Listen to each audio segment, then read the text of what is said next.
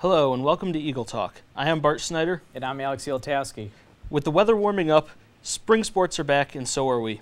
Before the spring season kicked off, one team from winter sports season kept going while others were already done, and that team is gymnastics.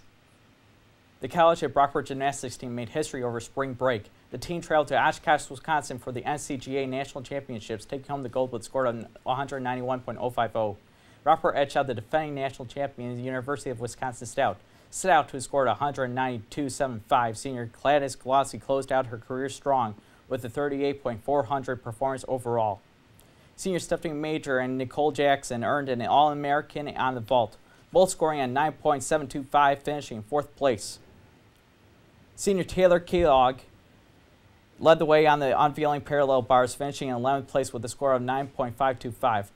Qualic led the charge on the beam, scoring at 9.625, finishing in 9th place. The highest performing for Brockport was on the floor team with a score of 48.625. The Golden Eagles made history for the first team in the East region to win a national championship, being hosted in the West region. Congrats to the Golden Eagles on a fantastic season. Wow, really impressive for them there. Great accomplishment for all the girls on that team. It's huge. It's a huge accomplishment for the school itself, though. It really is. Now on to spring sports. Brockport lacrosse and baseball both started up their seasons. The Brockport women's lacrosse team traveled to Oswego last Wednesday to take on the Lakers in the Battle of the Green and Gold. First quarter, Brockport strikes first. Allison Jennings rips one past the Lakers goalie, and Brockport takes an early 1-0 lead. And then the Golden Eagles would play tic-tac-toe, passing here until Sarah Grapevine finds Jade Williams for the goal. The Golden Eagles now have a 2-0 lead. Grapevine would score on the very next play. Brockport takes down Oswego on the road to get their first SUNYAC Conference win, 16-9 the final.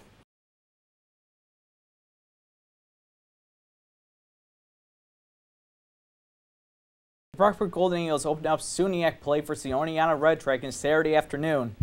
First quarter, the Red Dragons got on the board. Dean Cannon fires one past the Brockport goalie. Oneonta has an early 1-0 lead. Brockport responds with less than a minute later. Max Riley, with his second goal of the season, ties it up at 1-1. And then check out this one-timer from Brockport's Liam O'Connor. He chooses top shelf and into the back of the net. Golden Eagles looking to come close. But Oneonta was just too much for Brockport. Pierre McCormick adds a goal for the insurance. Brockport falls to Oneonta 11-6 the final. The Golden Eagles will be back in action hosting Oswego in Lax versus Cancer game at Saturday. In baseball action this weekend, Brockport took on Plattsburgh in what proved to be a very close series. In the bottom of the fifth, with the game tied at 1, Brockport first baseman Lou Maselli lines a double into the gap in right center field, which brings two men in to score, giving Brockport a 3-1 lead over the Cardinals. Maselli would go 2 for 3 on the day with those 2 RBIs, while also walking once. In the top of the 7th, with the score now 3-2, Plattsburgh's Keller Kowalowski makes a mad dash towards home plate and slides under the tag to score on the rare but exciting steal of home to tie the game at 3 apiece. Brockport finds themselves in a jam in the top of the 8th, with runners on second and third and 2 outs. Zach Hemphill grounds a ball to third, which is misplayed by the Brockport third baseman, allowing Plattsburgh to plate the go-ahead run and take the 4-3 lead. Plattsburgh is able to hold on to their 4-3 lead to sweep their doubleheader with Brockport after taking Game 1 by a score of 5-3 earlier in the day.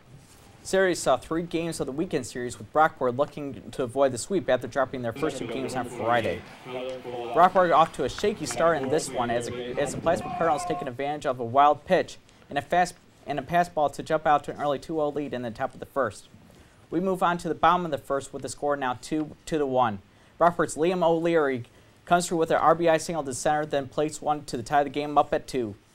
O'Leary is given another chance to help his team in the bottom of the third with a 2 on and only 1 out. However, a great catch by Plattsburgh's third baseman helped to keep the game tied. In the bottom of the 5th, after giving up 2 in the top of the inning, Brockport responds with 2 of their own. RBI singles left by Ryan Voigt and Daniel Delgado, with the game back up this time at 4 apiece. After scoring 4 in the 7th inning and then allowing 5 in the top of the 9th, Brockport found themselves in a tight situation, down 9-8. Down to their last out with a runner on second base, Tom Kretzler gets a hold of one and walks it off with a 2-run blast. Brockport wins 10-9 and avoids a weekend sweep. Exciting series for Brockport there. Yeah. They at least got 1 game out of it. It's a shame they couldn't get 2 or even 3, but they at least got the 1. Made it an interesting series. Yeah, it must have been a good game to watch out there. We now shift from college to high school sports. While Brockport lacrosse has been underway for a few weeks and baseball just getting started up, high school lacrosse is also getting started up. We head right over to Brockport High School for Brockport versus Honeoye Falls lacrosse. Through the second half of action, the Blue Devils were down 9-1 to the Cougars, but tried to come back into the game. At the 10:31 mark of the third period, Brockport's number 11 Cole Birdsley rips off a shot from number 4 Del Diatori off the left post of the net and in past Cougars goaltender to get the Blue Devils their second goal of the game. The Cougars were later pounced right back onto the Blue Devils. At 7:52, Cougars number 11 Nathan Hall, after receiving pass from number 22 Philip Gambarone, just from the top right side of the field onto Brockport's net, with the ball rolls past the goaltender into the net to get the Cougars a 10-3 lead. Later in the fourth, at 9:37, Cougars number 22 Philip Gambarone gets his second assist of the game as he rushed the ball up to the field and past number 4 Matthew Bynum and swipes the ball past Brockport goalie for a 10-11-3 lead. The Blue Devils fell to visiting Honeoye Falls, leaving Cougars 14-5 the final. Brockport is 0-1 in the season. Up in Hilton, the Hilton Cadets hosted the Brighton Barons on a beautiful Thursday night at Labo Field. Right into the first quarter, we have some action from Hilton as Zach Boyaziz with the one-timer puts Hilton on the board first, 1-0. The Barons answer a minute later, though. Lucas Stenat tickles the twine. The game is now tied up at 1. Hilton responds not long after that as Ben Mitrano with the diving goal. The refs counted it as it went in, and the Cadets now lead 2-1.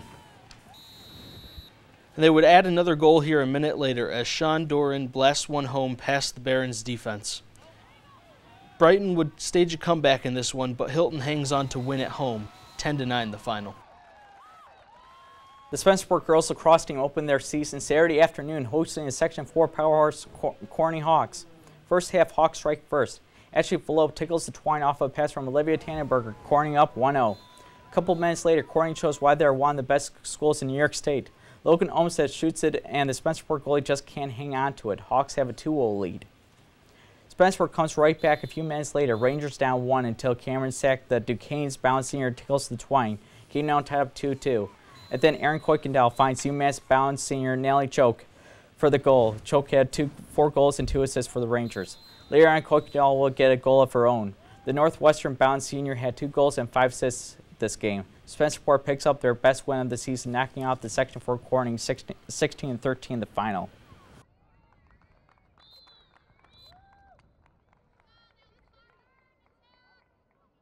Some exciting high school lacrosse games there. That 16-3 game is pretty high scoring, and then the Barons almost coming back from the deficit to only lose 10-9 was pretty exciting. It's pretty impressive what these kids can do at such a young age. It really for them is. Just to keep going with it. It really is. Now, even though it's spring, it definitely does not look like it is pool weather outside just yet. However, if you are a swimming and diving fan, we have some news for you. While swimming and diving season may have come and gone for Brockport this year, they already have a new recruit coming to campus to join the Golden Eagles next season. Lexi Foster from the Syracuse City School District capped off her high school career last fall, finishing 14th in New York State.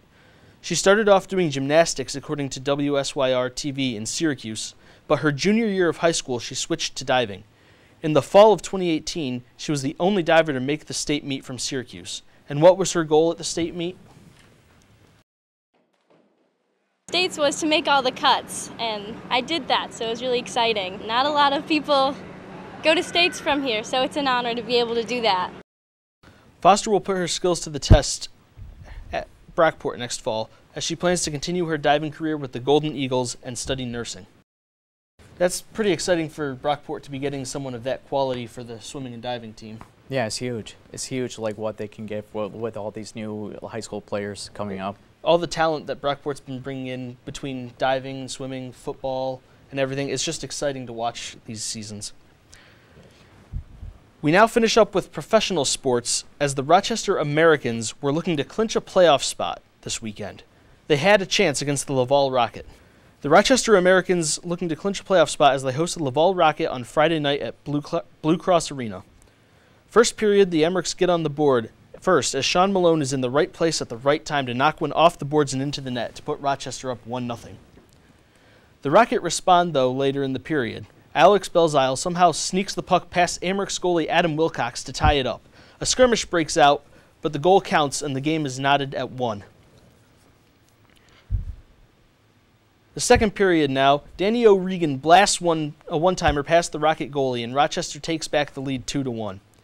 Just minutes later, however, it's Belzile again for Laval on the power play, knocking one home. Just minutes later, it's Belzile again for Laval on the power play, knocking one home to tie the game back up at 2. Then it's newcomer Tage Thompson for the Rochester Americans. In his Amherst debut, he deflects the puck into a wide-open net as the Amherst take a 3-2 lead. Thompson is not done yet, however. With the Amherst up 1, he seals the win for the Amherst with the empty net goal, as Rochester takes down Laval 4-2 the final. Thompson also had an assist and totaled 3 points in his first game since being sent down by the Sabres. Yeah, it's awesome. I mean, feels good getting back out there on the ice. You know, I feel like any player, if you make a mistake, you want to be able to correct it right away. And you know, I was fortunate enough to be able to do that tonight. And like you said, I think the first period was a little slow for everyone, and myself included, wasn't where I wanted it to be. And I think the second we had a good response, and third was even better. Well, I think he can be really dynamic. I think, you know, especially with his reach for penalty killing, you know, I think that would be that'll help our team. And you know, just face-offs, a right-hand shot for face-offs, guy in front of the net. You know, I think he adds a lot to that line with Porter and Smith. You know, and get pucks, his speed, and just his talent, his raw talent. You know, we got to make sure that we're using all of it. The Amherst did manage to clinch that playoff spot on Saturday, as they defeated the Binghamton Devils on the road 6-4. It's exciting that the Amherst are in the playoffs this season. They have a good team this year, been fighting with the Syracuse Crunch all season for that top spot, and I believe they still have a shot for it. But with Tage Thompson down now, his ability, they could really be a contender this year. It's huge. I mean, it's huge for the city of Rochester to be once again, have Blue Cross Memorial Arena to be packed again, though with them going once again to the playoffs, though. It's huge for the team, for Rochester. It's also a bright future for the Buffalo Sabres, as some of these guys could be called up next season to hopefully break their dry spell. Well, that's all the time we have left for Eagle Talk. I'm Alex Ulatowski. And I'm Bart Snyder. We'll see you later.